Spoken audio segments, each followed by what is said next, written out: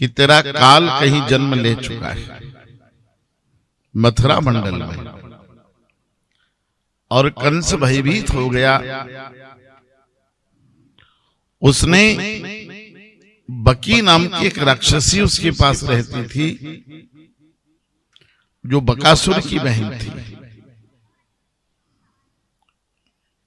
इन दोनों को भी युद्ध में पराजित करके उसने दास बना लिया था।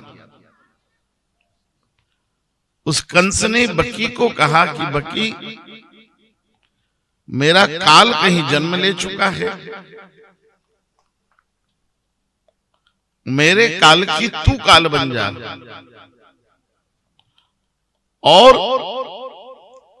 अभी मथुरा मंडल में जितने नवजात शिशु हैं उन सबको खाके समाप्त कर दे। किसी के घर में कोई पूत बचना नहीं चाहिए, कोई पूत शेष रहना नहीं चाहिए। इसलिए मैं तेरा पदनाम करता हूं पूतना, पूत ना रहे, इसलिए तेरा नाम हो जाएगा पूतना। अब तू बकी नहीं कहलाएगी, पूतना कहलाएगी। ये तेरे पास राज आज्ञा है, और जा, जहां किसी भी बालक ने जन्म लिया उसको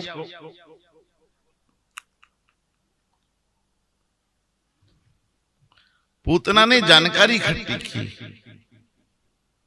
कि अभी 2-4-5 दिन में किस किस के घर इस सप्ताह में बच्चे हुए हैं।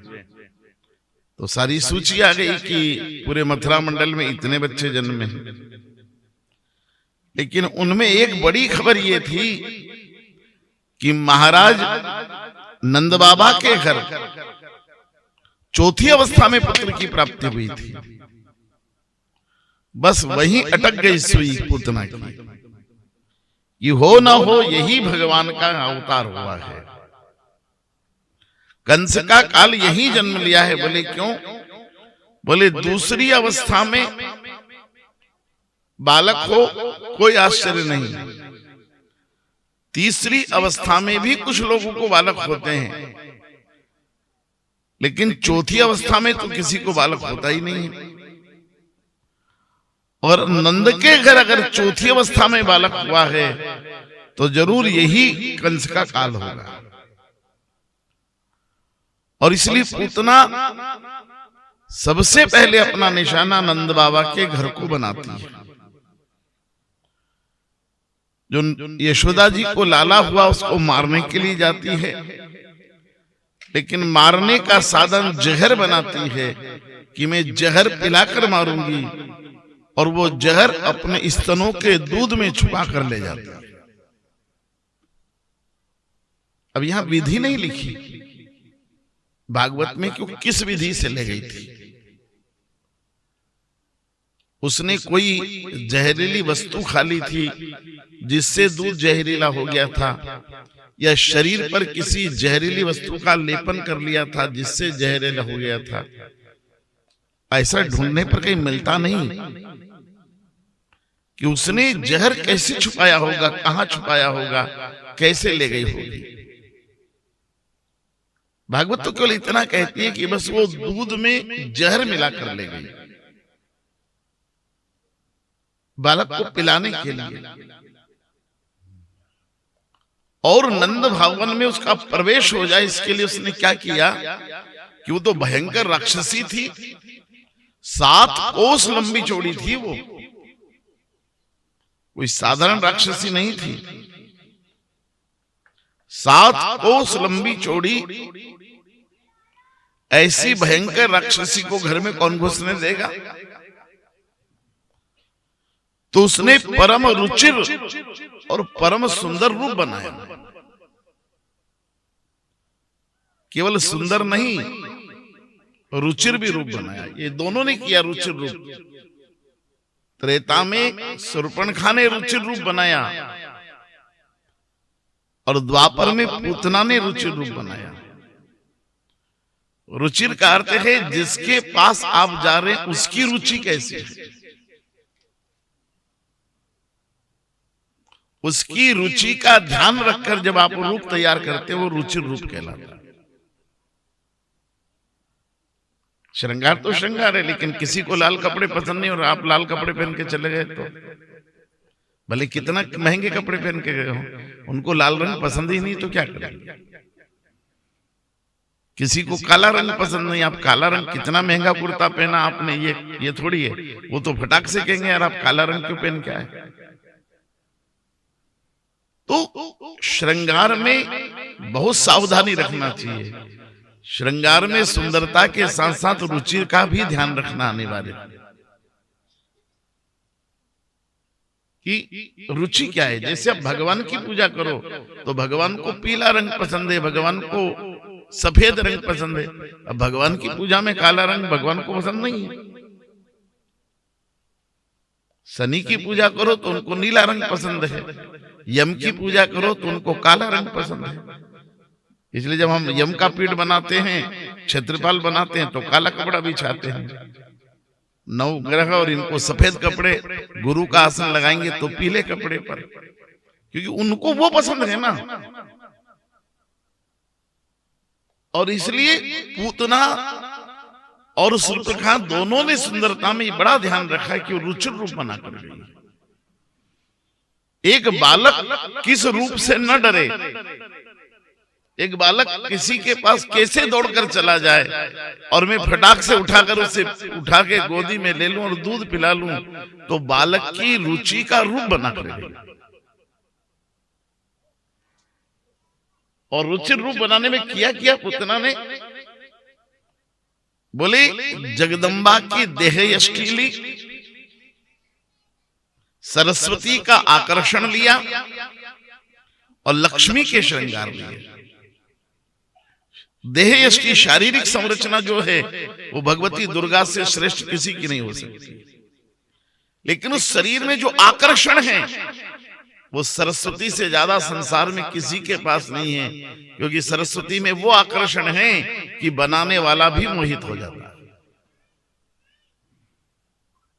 इसलिए आकर्षण सरस्वती से ले लिया, कमनीयता, और श्रृंगार तो भगवती लक्ष्मी से ज्यादा किसके पास होगा। और ये ऐसा रूप बनाकर जब पूतना ने दूध में जहर मिलाकर नंद भवन में प्रवेश किया तो जिन लोगों ने देखा वो लोग केवल उसके चलने की ढंग की तारीफ करने लगे, क्या मटक कर चलती है, क्या गजगामिनी गति से चलती है। कुछ लोग महिलाएं बात करने लगी ये साड़ी नई नई डिजाइन की कहां से लाई होगी है।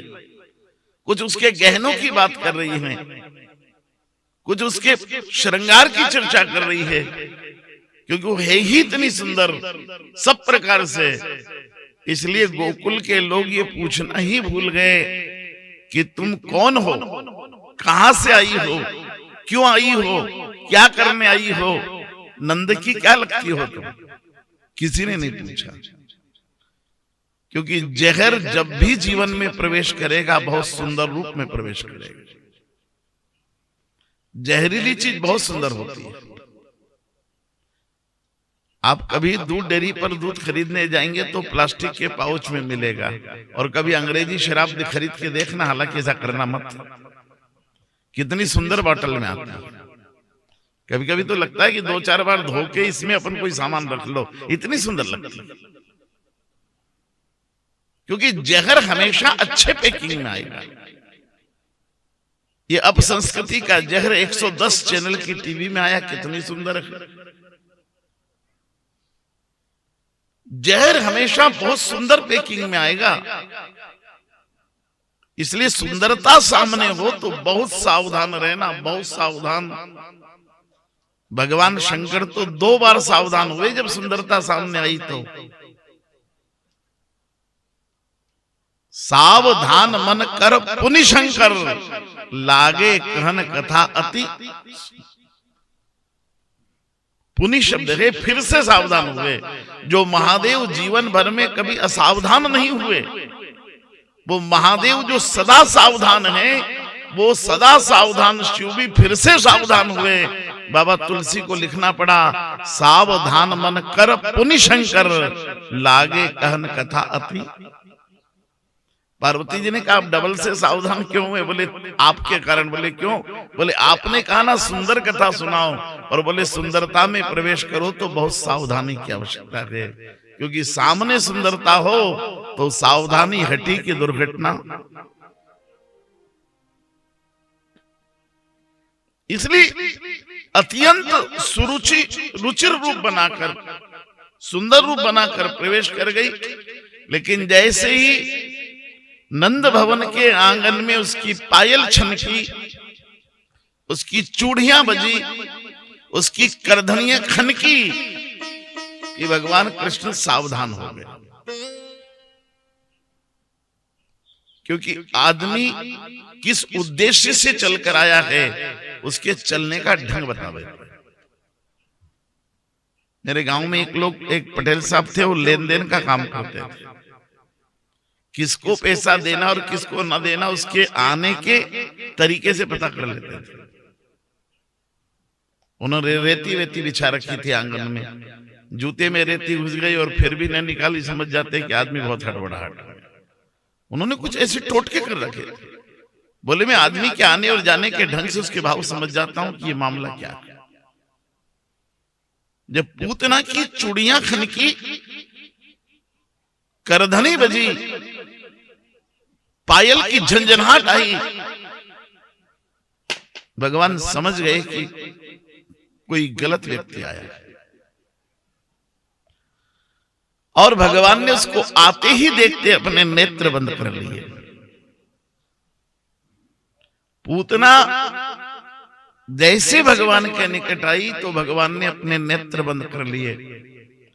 ये भगवान ने नेत्र बंद क्यों किए उसको थोड़ी देर समझ लेते। भगवान पूतना को देखना नहीं चाहते थे, इसलिए देखना नहीं चाहते थे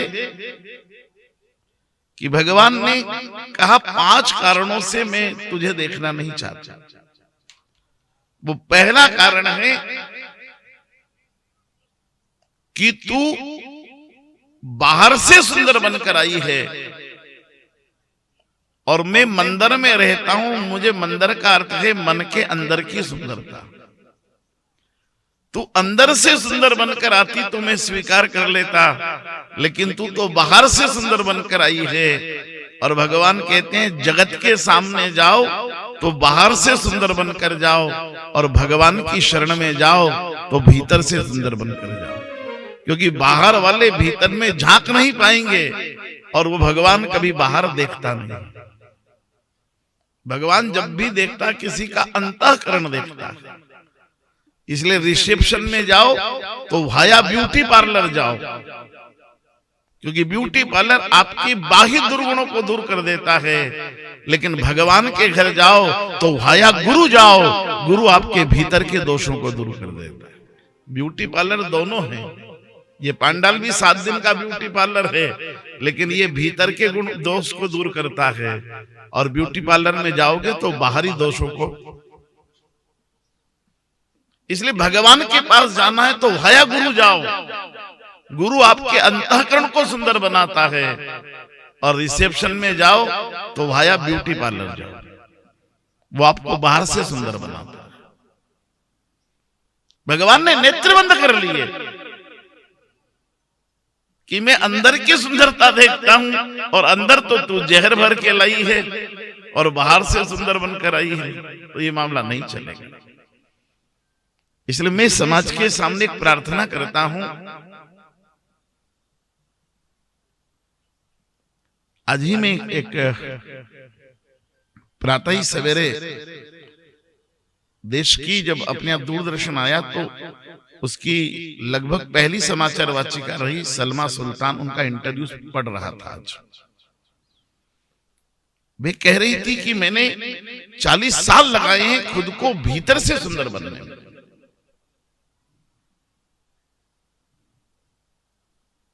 उनको पत्रकार ने कहा आप बहुत सुंदर हो।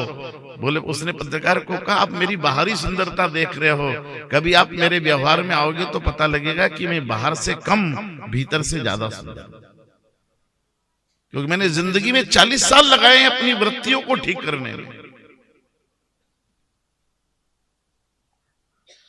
इसलिए बाहर से सुंदर बनना बहुत सरल है, भीतर से सुंदर बनना थोड़ा। और कभी जिंदगी में अपने आप से हिसाब लेना कि हमने जिंदगी में जितना समय बाहर से सुंदर बनने में लगाया है, उसका कितना भाग भीतर से सुंदर बनने में लगाया। ये कपड़े धोना, इसको नील करना, इसको कलब देना, इसको प्रेस करना, इसको जमा के रखना, फिर बाथरूम में स्नान में कितना समय बिताया, फिर कांच के समय कितना बिताया, फिर ब्यूटी पार्लर में कितना टाइम बिताया, फिर सैलून पर कितना बिताया, उन सब का हिसाब लगाओ और फिर पता लगाओ कि हमने भगवान के चरणों में बैठकर कितना समय बिताया। तब पता लगेगा कि भीतर और बाहर के खर्चे में कितना अंतर। और इसलिए बहुत विनम्रता से कह रहा हूं, भगवान ने नेत्र बंद किए हैं पूतना के सामने और कहा तू भीतर से सुंदर बनकर नहीं आई, बाहर से। दूसरा, भगवान ने नेत्र बंद इसलिए की है कि पूतना, काश तूने त्रेता के विभीषण से कुछ सीखा होता तो आज गलती नहीं करती। मैंने त्रेता के विभीषण जी को शरण में ले लिया, वो भी राक्षस थे और तू भी राक्षसी है, लेकिन तेरे को शरण में नहीं लूंगा। बोले क्यों? बोले तुझमें और उसमें उनमें अंतर है। विभीषण जी जैसे थे वैसे आ गए और तू नकली रूप बनाकर आई है और मुझे नकली से चिढ़ है। भगवान ने शूर्पणखा को शरण में नहीं ली, भगवान ने पूतना को शरण में नहीं ली, जैसी आई थी वैसी। उसके नाक कान काटे, इसको इसके प्राण लिए भगवान ने, बल्कि विभीषण जी को शरण दी क्योंकि वो भी राक्षस थे। दोनों में अंतर क्या है?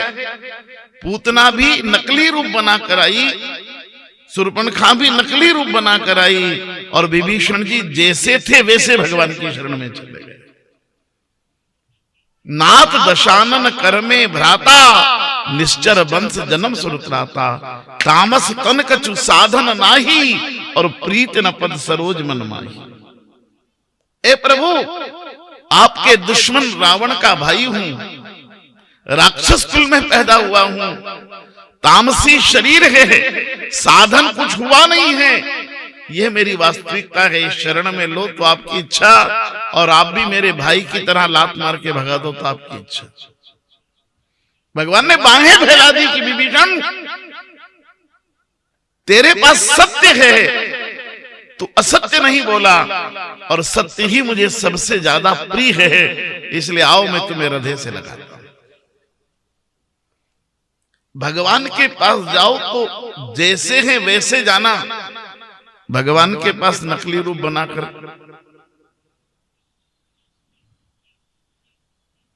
इसलिए भगवान ने नकली रूप पर नेत्र बंद कर लिए। तीसरा और बड़ा कारण कि भगवान ने नेत्र बंद क्यों किए पूतना को देखकर,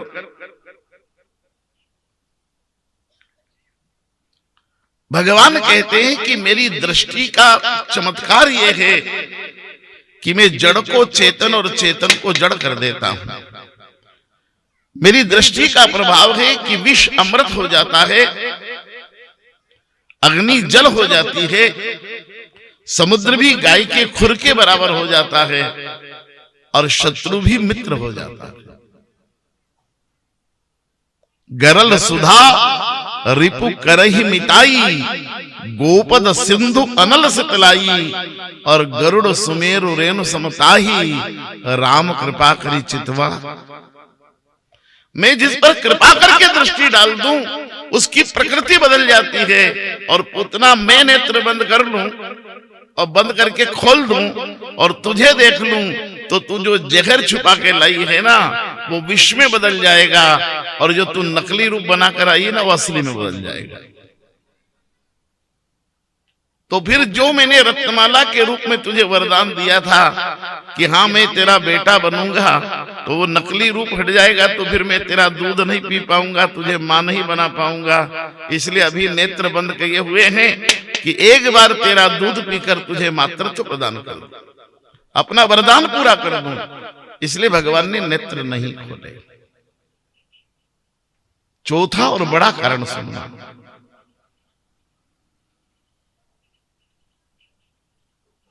चौथा और बड़ा कारण यह है, मैं नहीं कह रहा, वो पूज्य अखंडानंद सरस्वती जी महाराज ने कहा है, क्योंकि बात थोड़ी कठिन है, मेरा कहने का साहस नहीं, इसलिए जिसने कही है मैं उसका नाम लेकर ही कह रहा हूं।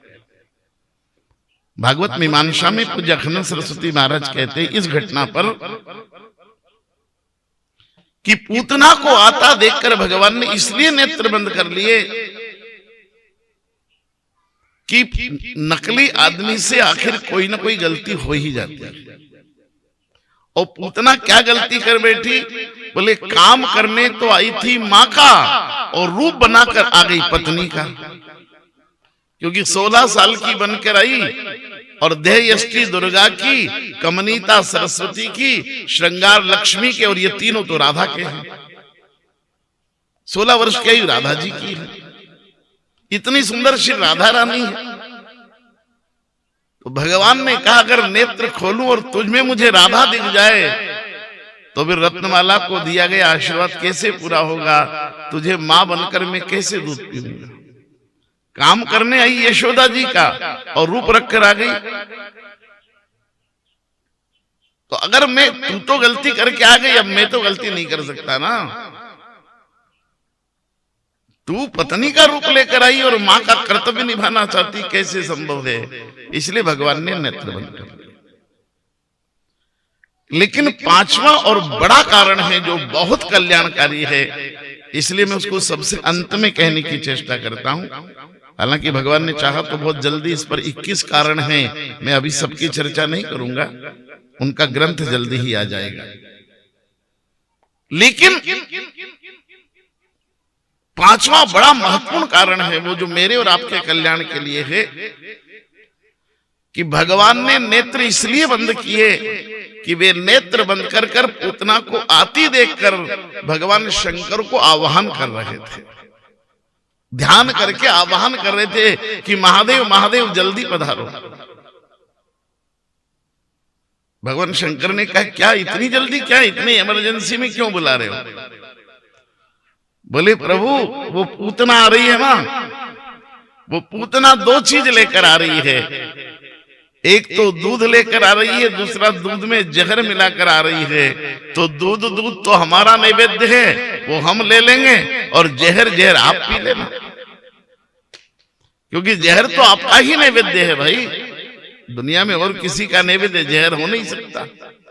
विष पाई केवल आप हैं, मैं कृष्ण तो पाई हूं, मैं दूध ही पी सकता हूं, मैं पैपान करता हूं, आप विषपान करते हैं। तो आप आ जाओ, जहर आप पी लेना, दूध हम पी लेंगे।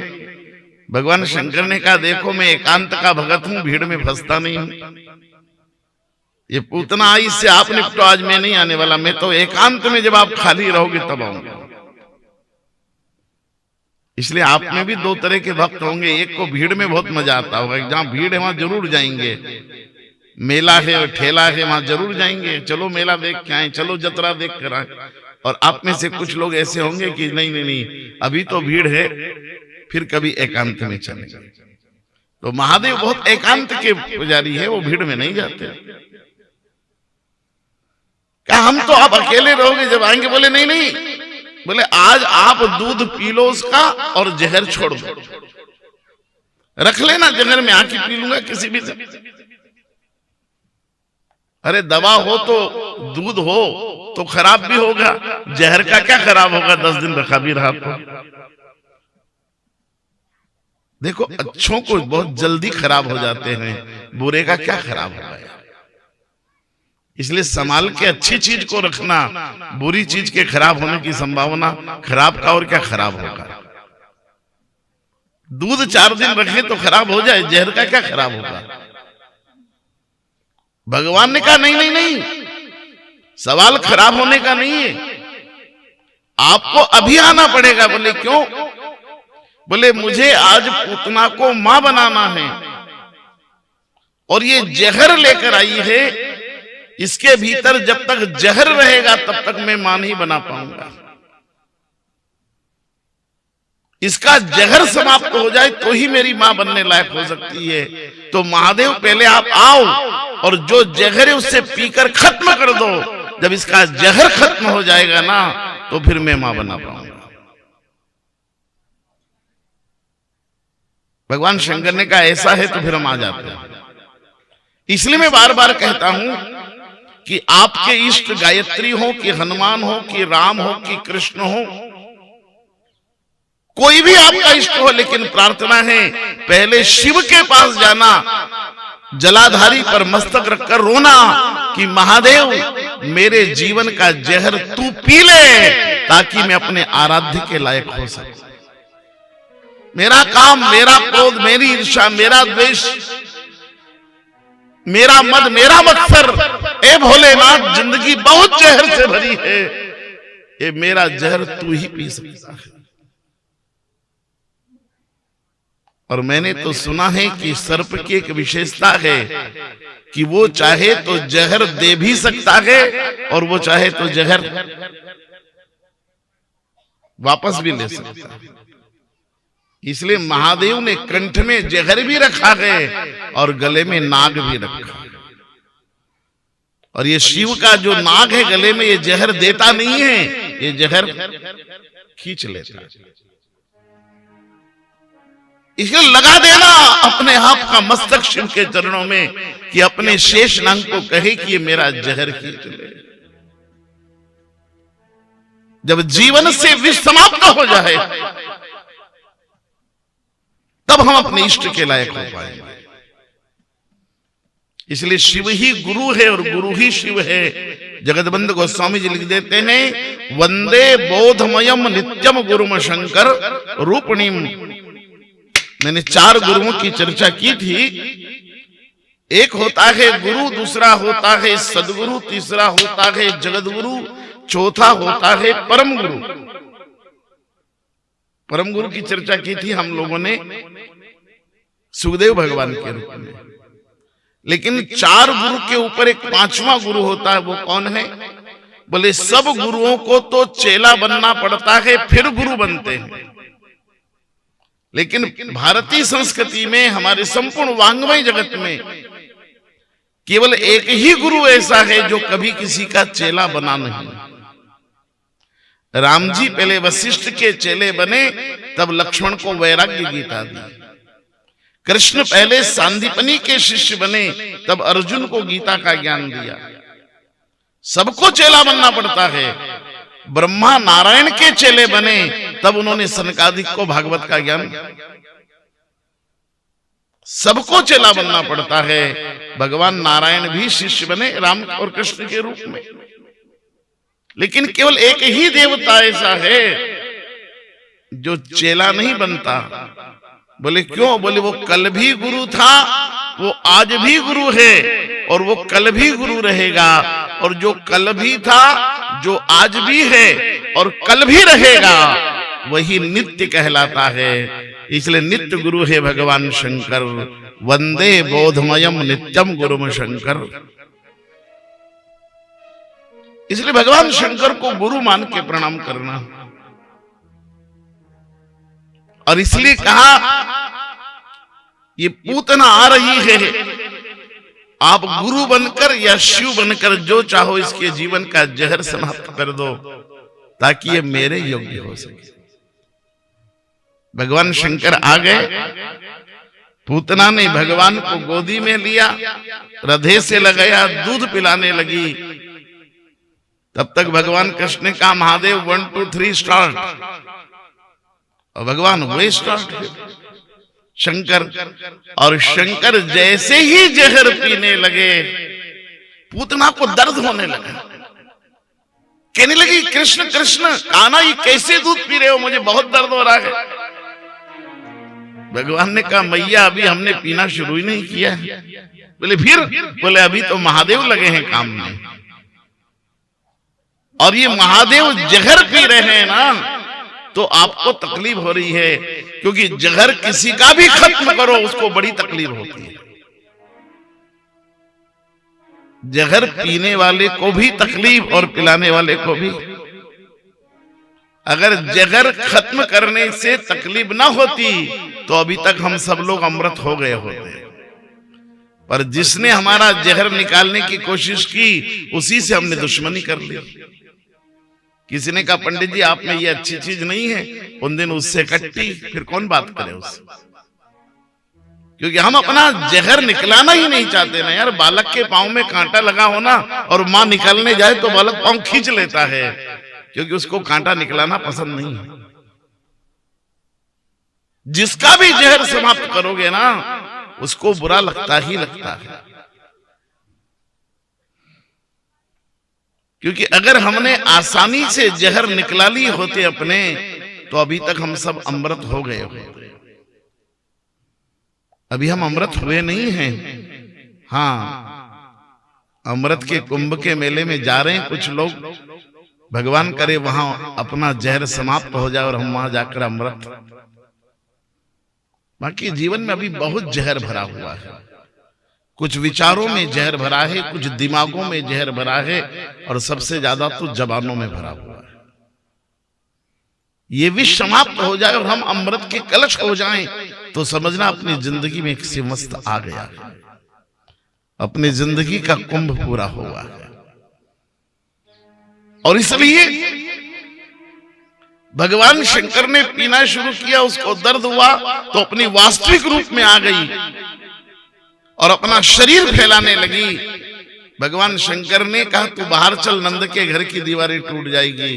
तो नंद बाबा के घर के पीछे एक बड़ा सा खेत था, उसमें ले गए शंकर भगवान, और वहां उसने 7 कोस का शरीर कर लिया।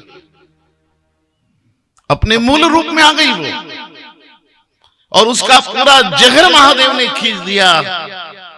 और जैसे ही मूल रूप में आई और विष मुक्त हुई, ऐसे ही महादेव ने कहा कि अब आप दूध पी सकते हो। अब मां बनाने लायक हो गई है।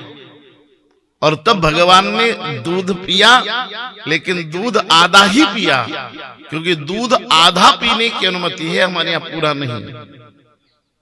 गोपालन में भी कहा गया 2 थन का दूध बछड़े के लिए होता है और 2 थन का दूध गोपालक के लिए होता है। भगवान ने थोड़ा ही दूध पिया और मुक्ति दे दी। धड़ाम से गिरी पूतना और इतनी जोर की आवाज आई कि सारा गोकुल हिल गया उसके गिरने से। सब लोग दौड़े, क्या हुआ क्या हुआ? देखी कि एक भयंकर 7 कोस विस्तीर्ण राक्षसी है और उसके शरीर पर भगवान खेल रहे हैं। उसके वक्षस्थल पर भगवान खेल रहे थे तो कम से कम पैर के तरफ से तो 4 कोस हो गई सही, सिर के तरफ से 3 कोस दूर भगवान दिखाई दिए यशोदा जी, इतने बड़े शरीर।